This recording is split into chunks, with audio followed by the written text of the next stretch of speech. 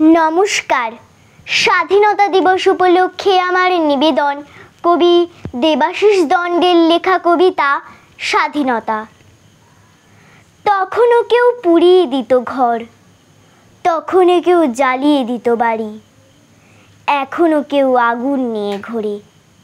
নিশ্চিন্তে কে ঘুমোতে পারি? তবে কেন প্রতি আগস্ট মাসে এই মাটিতে স্বাধীনতা আসে? তখনও কেউ করতো জুলুমবাজি, তখনও কেউ করতো খবরদারি, এখনও কেউ দিন দুপুরে শাসায়। নিশ্চিন্তে কে ঘুমোতে পারি? তবে কেন প্রতি আগস্ট মাসে এই মাটিতে স্বাধীনতা আসে?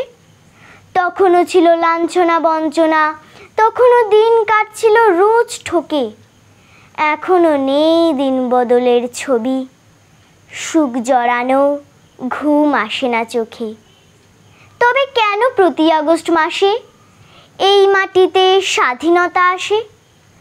তখনও ছিল খুন খারাপির ভয়, তখনও ছিল শ্লোকে এবং শোকে, এখনও সেই ভয় বুকে রোজ বাঁচা, সুখ জড়ানো ঘুম আসে না চোখে।